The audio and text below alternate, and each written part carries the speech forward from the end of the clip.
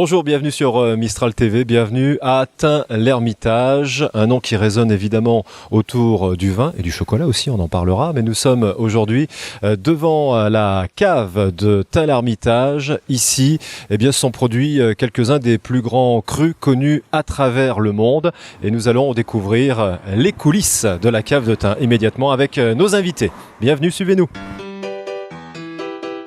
Bonjour, Marie-Josée Faure, directrice œnotourisme de la cave de Tain sous la marque Terre de Syrah.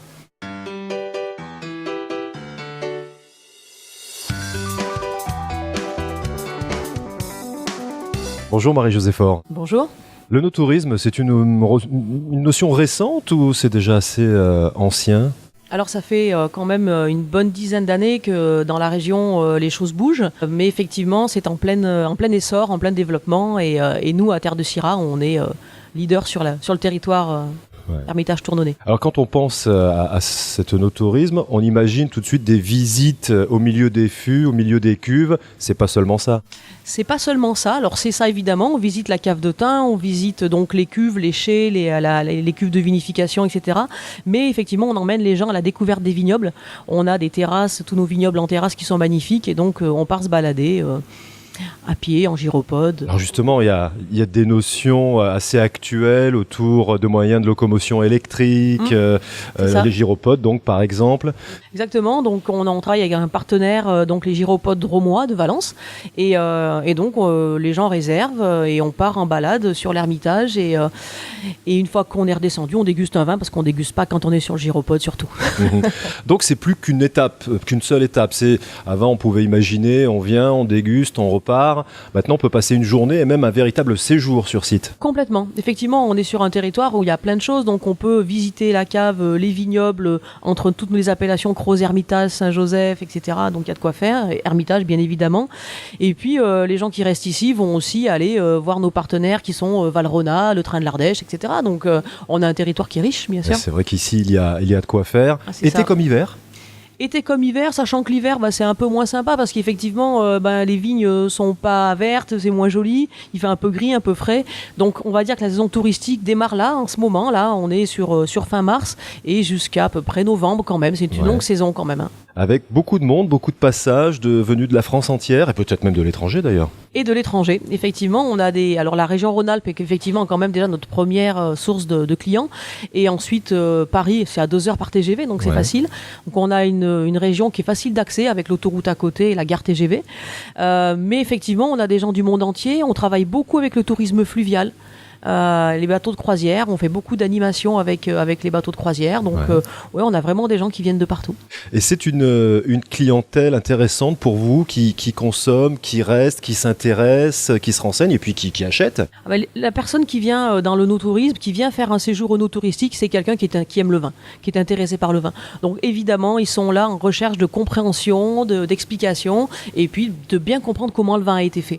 Ils cherchent qu'est-ce qu'il y a derrière ce verre de vin, quoi. Et notre métier, c'est ça, de leur expliquer tout ça. Votre métier est relativement récent, à vous aussi, parce que peut-être qu'on avait une idée des caves un peu à l'ancienne, où on venait effectivement juste faire une dégustation, on achetait ou pas, on repartait. Maintenant, il y a tout un accompagnement autour de l'explication, comment on fait du vin, et puis à partir tout simplement du travail sur la vigne aussi. C'est ça, c'est un vrai métier à part entière, où effectivement on a une séance d'ailleurs qui s'appelle de la vigne au verre, où on explique aux gens ce qu'il y a dans le vignoble jusqu'à la fin. Et oui, c'est un vrai métier à part entière et c'est valoriser une cave, valoriser un territoire, complètement. Ça permet de parler du vin autrement aussi, véritablement approfondir l'aspect terroir, et ça c'est important. On en parlera d'ailleurs avec le président, avec le directeur, c'est l'aspect terroir et surtout l'aspect élite mondiale pour ici la cave de Tain-l'Hermitage. La cave de Tain effectivement est connue internationalement. Moi je suis dans le programme de l'Institut des Masters of Wine, je suis en 2e année, je vois des gens, donc je fais mes études avec des gens du monde entier et dans ce cadre-là, chaque fois que je parle de la cave de Tain, les gens, tout le monde connaît. Respect. Bien sûr, respect. C'est exactement ça. Parce que la cave a vraiment une renommée internationale et des super notes dans tous les magazines, etc. internationaux. Donc, la cave peut être fière du travail qu'elle fait. complètement. Alors une journée, allez, on vient d'une région de France ou du monde, une journée type telle qu'on peut la faire ici en termes de nos tourismes, ça peut être quoi? Alors on arrive le matin? On arrive le matin, on peut se dire qu'on va visiter la cave, donc avec toutes les explications techniques. On revient, on déguste quelques crus de la cave, donc on est souvent sur 5 à 7 vins, voire plus, selon le temps dont les gens disposent. Ouais. On va aller déjeuner à Maison Gambert, donc le restaurant exploité par Mathieu Chartron. Ouais. Sur le domaine de la cave de Tain. Sur le domaine de la cave de Tain, exactement, au fief de Gambert. Et ensuite, l'après-midi, on va soit prendre le gyropode, le vélo, etc. Et petite balade dans les vignobles. Et puis après, plus tard, ils accompagné vont ou pas d'ailleurs, avec des explications? Toujours ouais. accompagné avec les explications. On est là pour toujours, justement, là, quand on est dans les vignes, parler des appellations, des sols, du travail de la vigne. Ouais. Donc on est toujours là pour accompagner les gens et leur expliquer. Il y a des sujets qui plaisent beaucoup, comme par exemple les accords mets et vins aussi, il en est question dans la journée? Oui, bien sûr, c'est systématique. Quand on boit un verre de vin, on a envie de savoir comment on va l'accompagner. Donc oui, et on fait aussi même des séances accords mets et vins avec les chefs avec lesquels on travaille, bien sûr. Oui, tout à fait. Bon, on va commencer alors. Écoutez, bien sûr, C'est parti. avec plaisir. Alors, on commence la journée. Avec plaisir. Merci. Donc là, qu'est-ce que nous... Donc là, on déguste un Cros Hermitage qui est un des fleurons, le vin fleuron de la cave, les Hauts du Fief 2014, sur une sélection parcellaire dont vous parlera le directeur tout à l'heure. Mais effectivement, on est sur un très joli Cros Hermitage qui a 4 ans, qu'on pourrait garder encore facilement 4 ou 5 ans, et qui est l'appellation Cros. La cave vinifie plus de la moitié de l'appellation Cros Hermitage. Donc on est un gros faiseur de Cros. La balade a commencé, on se retrouve tout à l'heure.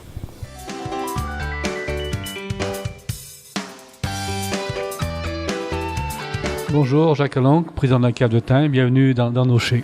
Nous voici au cœur de l'action, j'avais envie de dire. On va présenter le lieu magique où nous nous trouvons maintenant avec donc le président. Bonjour, Jacques Aloncle. Où sommes-nous? On commence par ça. Là, on est vraiment au cœur de la cave de Tain. C'est là, on est dans les bâtiments qui ont été créés en 1933. Ouais. Et que se passe-t-il ici? Hygrométrie, température sous contrôle, hein? Là, on a besoin de rien faire. C'est nettement la nature qui fait son charme.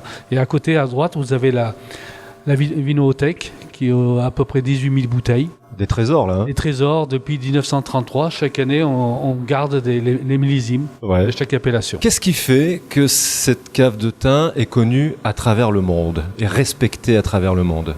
Elle est respectée à travers le monde parce que c'est un collectif très important et on a la chance de pouvoir avoir différents terroirs et d'avoir des coopérateurs dans tous nos terroirs. Donc ça nous permet de faire des sélections et on peut faire vraiment à la demande et le monde nous envie grâce à cela.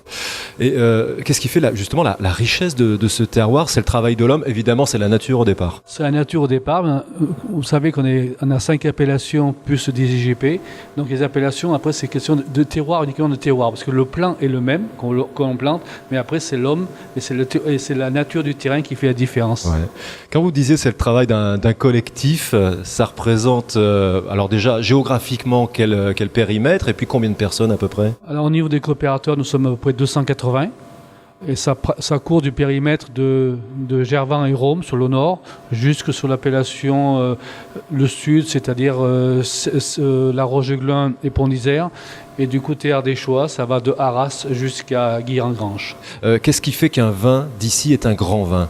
C'est un grand vin parce que la région est une grande région viticole aussi. Donc automatiquement, quand vous parlez d'Hermitage, ou de Gros Hermitage ou de Cornas, vous faites envier le monde entier.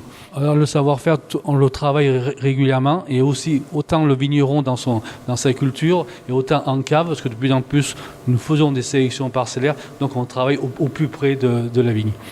Merci Président. Merci. À bientôt. Bonjour, je suis Xavier, je suis le responsable de toute une équipe qui a comme fonction, comme objectif, comme plaisir de créer à partir des raisins de nos adhérents le style de la cave de Tain, ce style qui a fait qu'on est si connu, même on peut dire mondialement connu. Alors c'est un travail qui va depuis le raisin jusqu'au moment de consommation. On imagine lorsqu'on vinifie la création, le moment où vous allez prendre le plaisir de déguster nos vins et à nous d'arriver chaque année en fonction du millésime à vous permettre d'avoir ce moment de bonheur. Donc c'est un style, c'est un plaisir et j'espère qu'on saura vous le communiquer. Bonjour Xavier Gomard. Vous avez fait les présentations et c'est vrai qu'on va insister sur, on parlait tout à l'heure avec le président d'histoire, de terroir, de savoir-faire.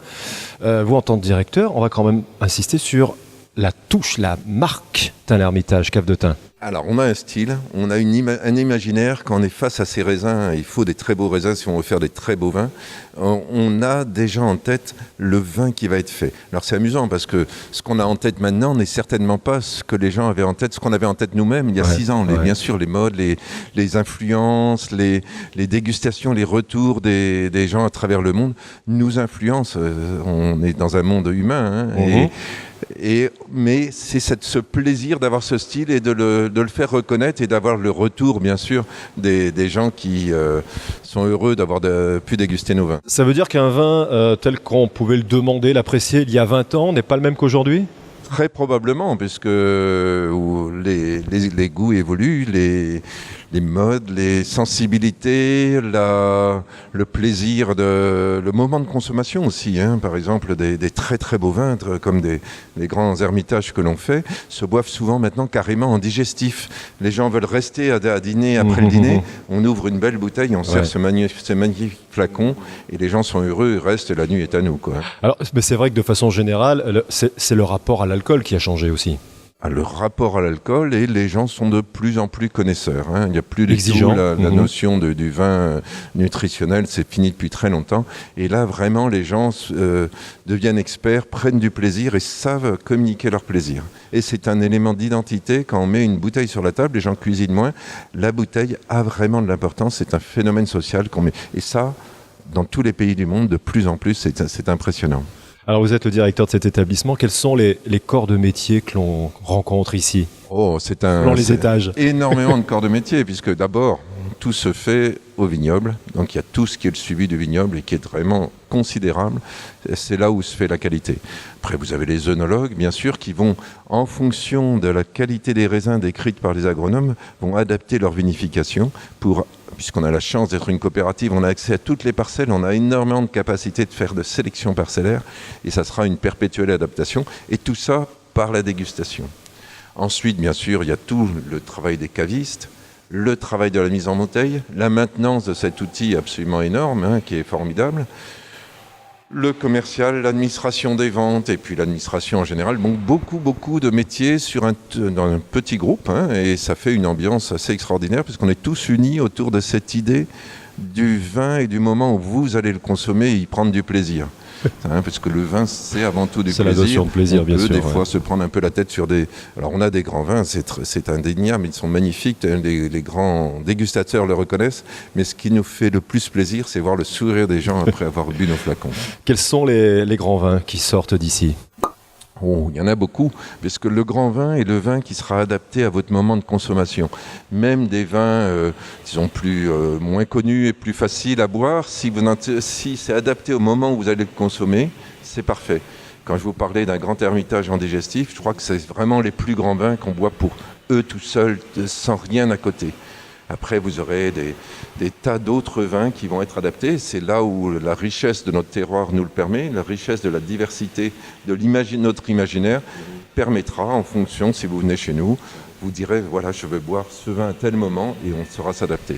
Parce que c'est toujours un vin, c'est toujours un moment, et on se rappelle du moment où on a bu un grand vin. On n'a pas dit où on était, au fait, ce lieu précis, impressionnant, là.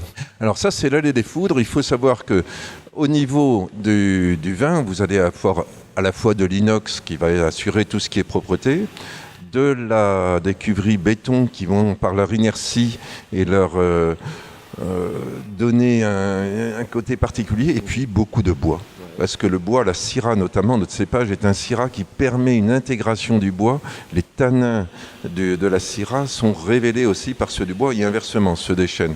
Donc la notion de bois est absolument essentielle chez nous. Ouais. Et c'est une des raisons qui fait cette particularité de notre région, c'est qu'il y a une tradition de savoir traiter le vin avec le bois et arriver à cette alchimie extraordinaire qui fait les très grands vins. J'ai envie de vous demander, vous en parlez si bien, quel a été votre parcours jusqu'à la cave de Tain ? Oula, j'ai eu plein de vies dans ma vie. Ça explique sans doute. Ouais. Mais c'est vrai qu'à partir du moment où je suis arrivé dans le monde du vin, il n'y a plus de frontières sociales. Vous pouvez aussi bien, il y a une personne qui a pris son avion privé, 550 000 salariés, pour venir manger avec moi, même pas 50. Ouais. Vous voyez, il n'y a plus de frontières. On a été cave de l'année à la Revue des Vins de France en même temps que Monsieur Fabius, qui était homme de l'année à la Revue des Vins de France. Et il disait, quand je vais dans le monde, une des 2 premières choses que l'on me pose, c'est une question sur le vin. Forcément. Donc c'est une magie, il n'y a plus de frontières sociales et il n'y a plus de frontières, vraies frontières, il n'y a pas de frontières, c'est ouvert sur le monde. Et c'est ça que je remarquais en vous écoutant, c'est que même quand on est tout le temps, tous les jours quasiment ici, ça reste magique pour vous. Ah, complètement.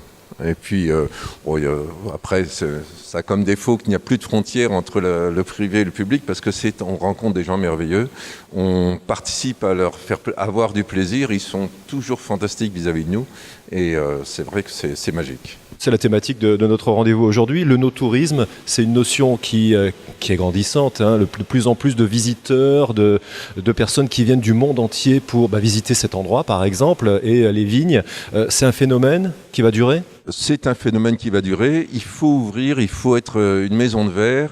Et les gens sont curieux, mais d'un curieux positif. Ouais. Et à partir du moment où on trouve des équipes qui, derrière, ont cet amour de faire connaître les choses, de faire comprendre et de montrer à la fois la simplicité, puisque c'est pas faire du vin n'est pas une chose, mais toute cette subtilité qui va avec la dégustation et la création. Et là, vraiment, c'est un plaisir pour nous. Ayant du plaisir, les gens viennent, et puis voilà, c'est simple. Merci d'avoir été notre guide en tout cas. Merci.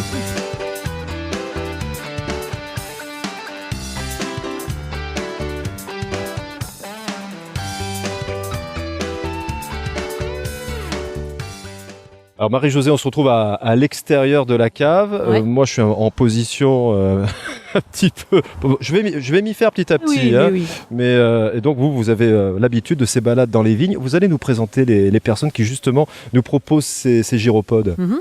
Alors, on travaille effectivement depuis quelques années déjà avec Patrice et Stéphanie, donc les gyropodes drômois.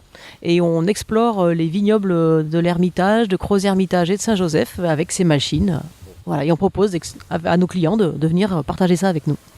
Bien, bonjour. Bonjour. Alors, on est dans des terrains, alors pas ici, mais lorsqu'on va visiter, lorsqu'on sera à travers les vignes, c'est un terrain un peu accidenté. Il faut des gyropodes un peu particuliers. Des tout-terrains. Ouais. Et c'est cela d'ailleurs. Ça permet de faire des terrains beaucoup plus accidentés et ça permet aussi de faire des très fortes montées. On est sur du relief. Ouais, c'est ça, ouais. Donc c'est intéressant de rendre accessibles certaines vignes qui n'étaient pas forcément à pied ou un peu plus fatigants. Vous avez de nombreux types de gyropodes à part ceci ? Il y a que 2 types. Il y a un modèle de ville et un modèle tout-terrain. D'accord. Et là, bon, on va pas dire pour absolument tout public, mais ça permet de visiter, de faire cette visite sur 1 heure, sur 2 heures, sans trop se fatiguer ? Oui, c'est ça, c'est l'idée. C'est pas forcément sportif, mais il y a une petite formation avant, c'est l'appréhension de la machine. Ouais. Vous connaissez, du coup. Oui, voilà, sans les mains. Et après, on accompagne tout au long de la balade, on va les aider. D'accord. À faire leur expérience sur la machine dès qu'on va rencontrer une montée, une descente, des terrains accidentés, tout ça. Et donc voilà, trouver l'équilibre, ça prend vraiment très peu de temps au départ, la petite initiation. Oui, c'est chercher le point milieu en fait. Ouais. Comme lui fait toujours l'horizontalité puisqu'il a un gyroscope, voilà, qui a servi les moteurs électriques. Donc du coup, il suffit de trouver un point milieu. Et à l'arrêt, on est tout le temps en train de compenser. Par contre, pour avancer, on va créer des équilibres avec le corps. Le corps devient l'accélérateur, mais aussi le frein. D'accord. La particularité du gyropode. On verra démarrer tout à l'heure en route vers les vignes. Et puis en plus, un moyen de locomotion, j'allais dire tendance, puisque c'est l'électrique. Tout à fait. Tout à fait. Ça plaît beaucoup à nos clients, justement, d'aller se balader. Voilà, pas de bruit, au calme. Lorsqu'on arrive dans les vignes, voilà, on a juste le chant des oiseaux et c'est parfait comme ça. C'est super agréable. Quels sont parce que j'imagine que, alors non seulement on découvre les vignes, le vignoble, mais en plus, il y a tout un panorama qu'on embrasse là. Oui, l'avantage ici, c'est que dès qu'on va monter sur les hauteurs, on va avoir une vue sur la vallée et comprendre aussi pourquoi la particularité des vignobles, pourquoi ils sont en hauteur aussi. Ouais, c'est ça, ouais. Donc il y a toute une explication, la position par rapport au soleil, et puis l'exposition, effectivement. On va parler d'exposition, de sol, de nos murs là, qui soutiennent nos terrasses, de tout le travail qui est fait par nos équipes de vignerons.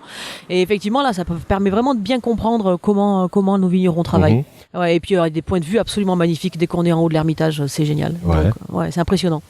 Et pareil, c'est toujours un émerveillement de dominer toute la vallée du Rhône, comme ça, une partie de la vallée du Rhône. Ah bah toujours. Hein. Il y a pire comme point de vue. Hein.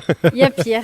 Quand on est en haut, c'est magnifique. On a toutes les vignes à perte de vue, donc c'est magnifique. Il y a des petites pauses casse-croûte par moment, non? Alors pas les pauses casse-croûte, mais oui, on peut faire des pique-niques dans les vignes, ça va avec. Hein, mais oui, on fait des pauses plusieurs fois pendant la balade. Ça nous permet, on fait des balades d'1 heure ou d'1 heure et demie, et ça permet effectivement, selon certains endroits, d'avoir des points de vue différents. Donc on va faire aussi un peu de plaine, un peu de terrasse, monter sur la colline de l'Ermitage, et à chaque fois, ça permet d'illustrer les différents types de sols. D'accord, oui. Et puis les différentes modes de culture avec le palissage sur échalas, le palissage sur fil de fer, etc. Donc tout ça, c'est des choses qu'on explique. Qu'il faut expliquer. Voilà, et on les voit là, et ça permet, le gyropode permet d'avoir accès rapidement, plus vite qu'à pied, à différents endroits. Donc ça, c'est vraiment chouette aussi. En 1 heure, on a vite une bonne vue d'ensemble de notre territoire. Et ça grimpe vraiment par moment. Oui, ça grimpe. C'est un appareil qui est très coupleux, puisqu'on a un moteur électrique, mais une pignonnerie, comme une boîte à vitesse sur chaque roue. Donc il n'y a pas de montée qu'il ne puisse pas faire. C'est juste un problème d'adhérence. Vous avez une idée de la distance que vous parcourez là sur des balades moyennes? On va parcourir une dizaine de kilomètres, pas plus. Ah quand même. Ah ouais.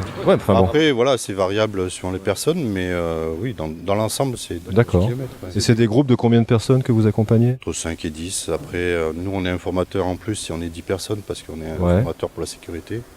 Et pour mettre moins de temps pour les former. D'accord. Puis voilà, il y a Marie-Jo aussi qui peut accompagner pour commenter ce qu'on voit et valoriser aussi le travail des vignerons qui est fait toute l'année.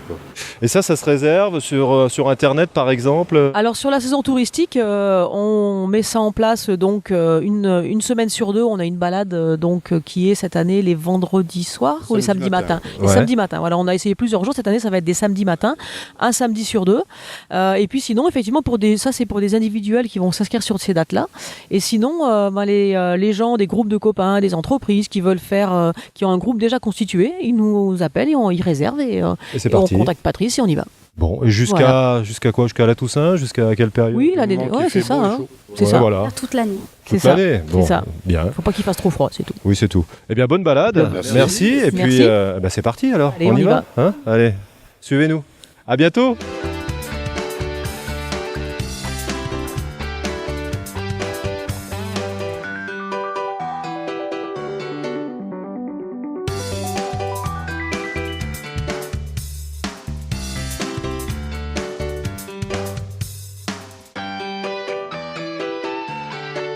Une étape incontournable à Tain-l'Hermitage et même au-delà, bien évidemment, en Drôme-Ardèche et bien plus loin encore, vu le nombre de visiteurs qu'attire la Cité du Chocolat, où je me trouve en compagnie de son directeur Franck Vidal. Bonsoir. Bonsoir. Merci de nous accueillir une fois de plus, comme de nombreux visiteurs, comme chaque jour. Les périodes de vacances de Pâques obligent aussi. Les enfants seront les bienvenus et ils vont bosser, hein, ils vont se mettre à l'œuvre. Hein. Ah ben oui, il y a 2 types de stages, d'ateliers.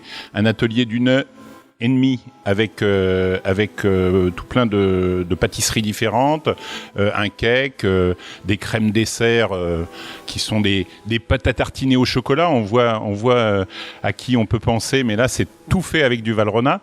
Et puis des sucettes lollipop qu'on peut retrouver dans un format plus court, en 1 demi-heure, toujours pour les enfants, le format lollipop 1 demi-heure. Voilà. C'est bien de, entre guillemets, éduquer les enfants à du vrai chocolat aussi, au niveau du goût. Hein. C'est pas mal. Oui, nous, ça nous intéresse beaucoup de faire ce genre d'éducation au goût pour les enfants.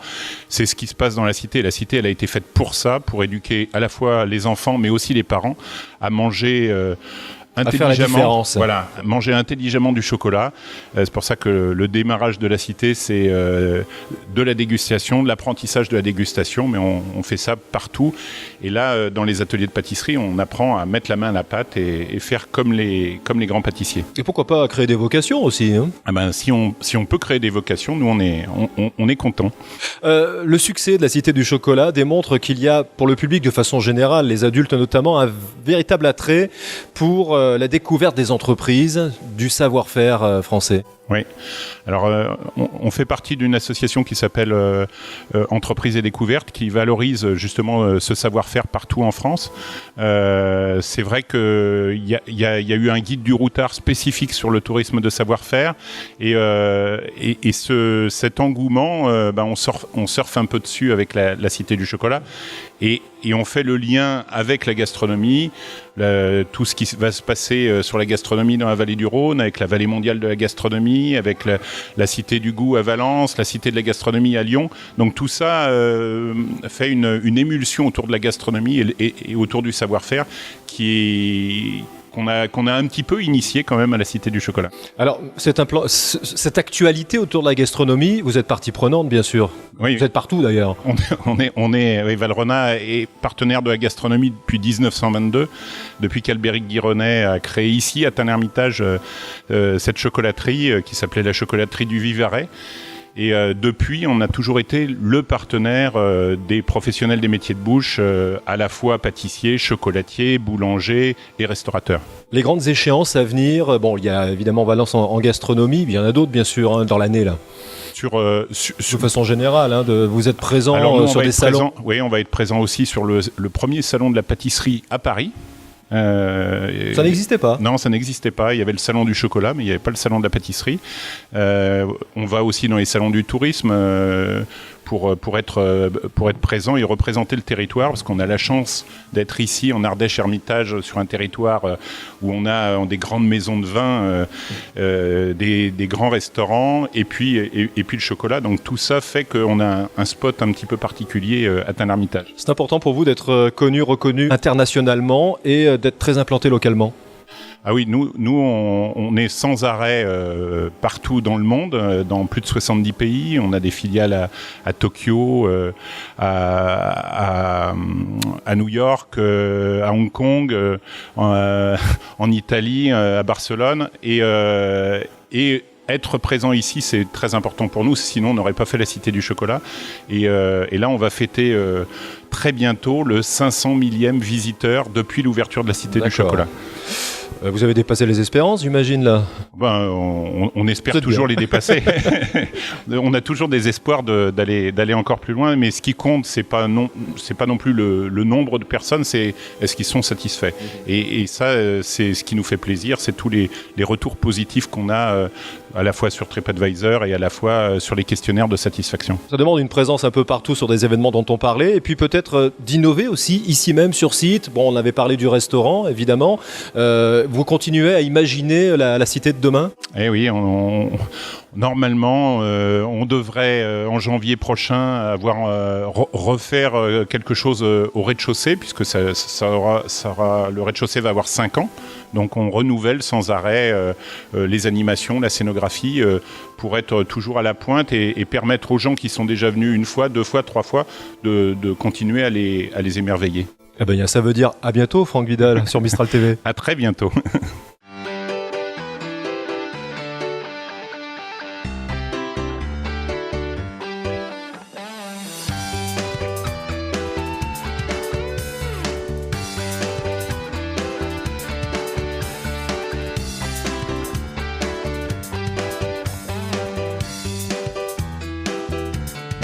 Bonjour, Mathieu Chartron, chef propriétaire du restaurant Maison Gambert à Tain-l'Hermitage, situé au milieu des vignes.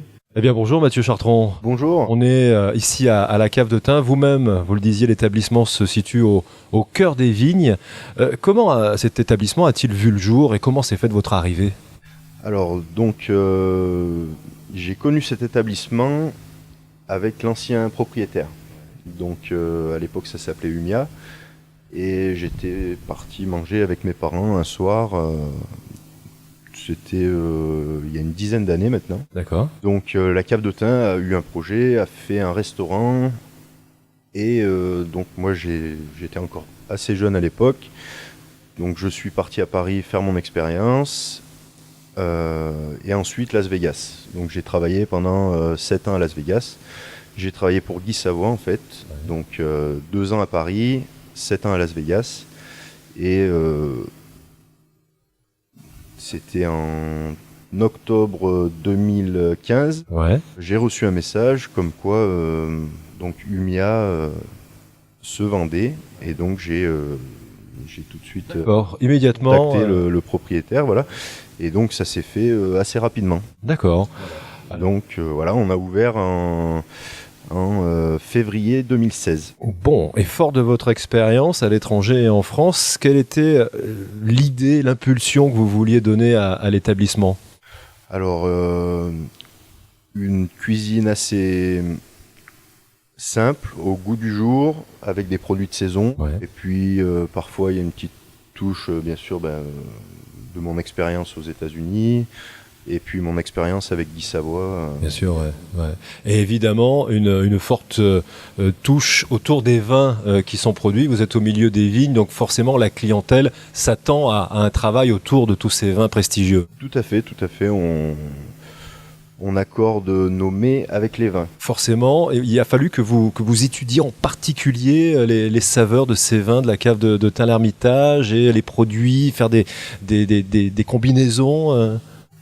Oui, après, on a un tel panel de vins, Ouais. donc on fait un mets et puis on va toujours trouver le vin. Ouais, forcément on a de telles saveurs, une telle envergure Voilà, tout à que fait. forcément ça va donner quelque Voilà, chose. Il ne faut pas que ça nous bloque non plus, donc on fait le plat, Ouais, on goûte et puis on réfléchit au vin qui peut aller avec. bien. Il y a un plat signature qu'on peut citer Alors le plat signature, on en a, on va dire, 2 voire 3. Ouais, On va avoir la truite marinée à la chartreuse, donc truite de l'Ardèche, marinée à la chartreuse et servie, l'accompagnement, c'est suivant la saison. Ouais. Donc là, en ce moment, on est sur une salade de fenouil. On a eu plusieurs déclinaisons, voilà. Ensuite, au niveau des plats, on a une côte de bœuf pour 2 personnes, cuite au four pagnol. Donc le four pagnol qui est fabriqué à Tain-l'Hermitage également. On est équipé d'accord, c'est vraiment du pur local. avec la pierre blanche de l'Arnage, l'entreprise Fayol qui est à 200 D'accord. mètres d'ici. Et donc ça donne vraiment un goût spécifique à la viande. Ouais. Et puis en dessert, on a la tarte au chocolat au caramel beurre salé. On parle beaucoup de notions de no-tourisme dans cette émission. Est-ce que forcément le public qui vient visite la cave, ici on lui propose de venir dans votre établissement, c'est tout un ensemble, avec aussi l'aspect sportif qu'on abordera tout à l'heure, l'aspect découverte. Hein. Tout à fait.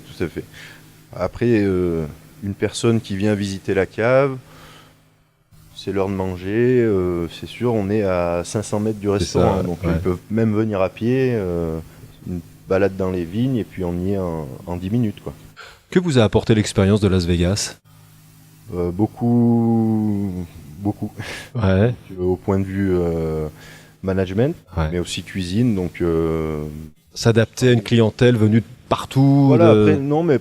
Voilà, Exigeante ou pas, connaisseuse ou pas. adapter un petit peu les menus. Ouais. Mais aux États-Unis, les mentalités ont beaucoup évolué, Ouais. et la restauration également. Ouais. Il y a beaucoup de restaurants, les gens sortent beaucoup et ils apprécient vraiment la bonne cuisine, de plus en plus. En 20 ans, enfin ça c'est il y a 20 ans, j'y étais pas, mais Guy Savoy y est allé il y a 20 ans la première fois, Ouais. et il a vu une évolution incroyable. Merci Mathieu Chartrand et rendez-vous donc à la Maison Gambert. À bientôt.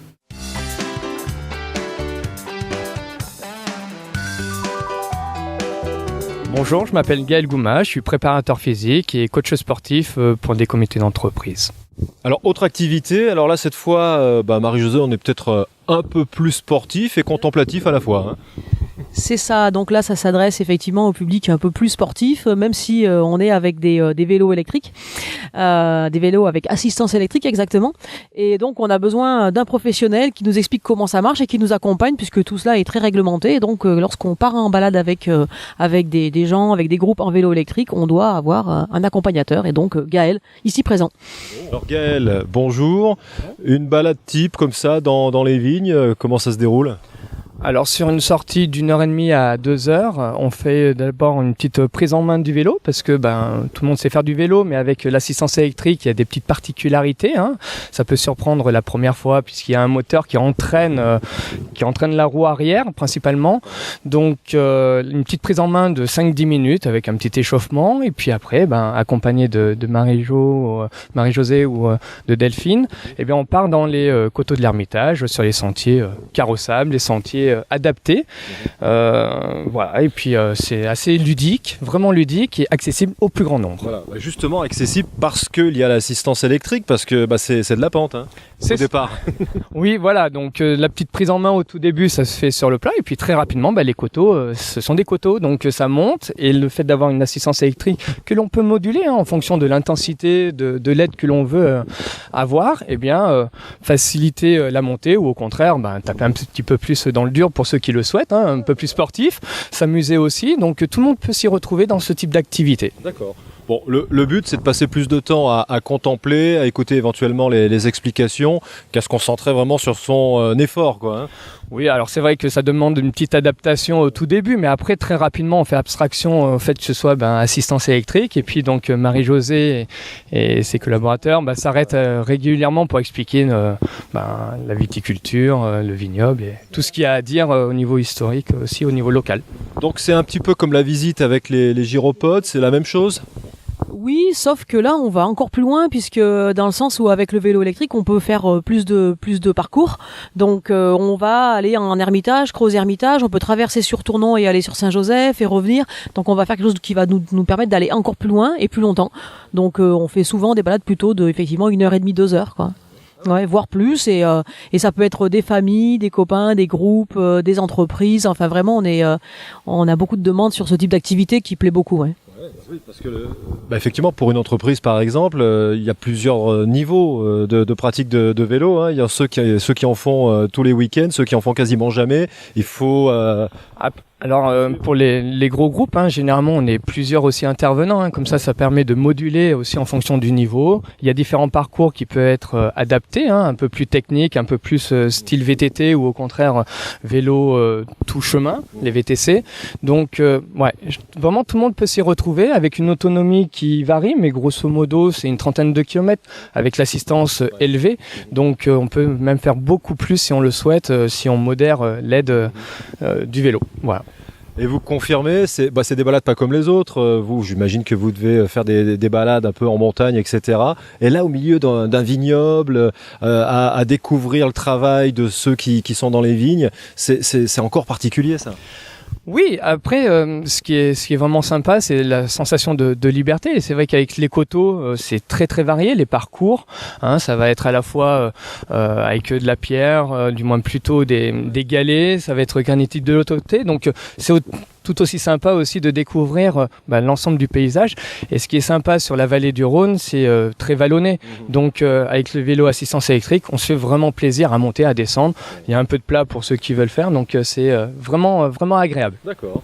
Et comment, alors pareil, c'est le même principe pour ceux qui veulent, il faut réserver, j'imagine, comment s'y prendre ? C'est ça. En fait, pour les balades à vélo électrique, on met pas de date sur l'année et c'est uniquement pour les groupes sur réservation. Donc un coup de fil, des gens qui ont envie d'aller se faire une balade comme ça et découvrir le vignoble autrement, effectivement. On part en balade sur réservation et puis au retour, on va visiter la cave où on fait une dégustation et les deux. Et voilà, et donc ça nous permet de faire une bonne demi-journée bien complète. C'est ça, sur réservation en tout cas. Merci, à bientôt pour une balade. Merci à vous et puis on va découvrir ensemble. Ouais. Allez, on va vous suivre. C'est parti.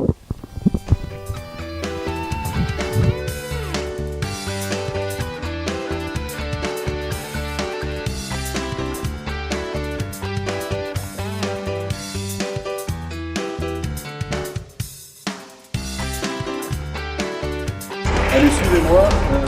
Interview un peu périlleuse, mais pas à propos de cette œuvre, de cette structure qui est en train d'être installée par Yvain. Alors ça aurait pu être en haut de la colline, là c'est sur le parking de la cave, parce que le directeur est amateur d'art tout simplement ici à la cave. Voilà, et c'est grâce à lui que, je lui ai proposé, René-Louis Thomas qui est dans le coin, lui a proposé de mettre une œuvre, donc il m'a contacté.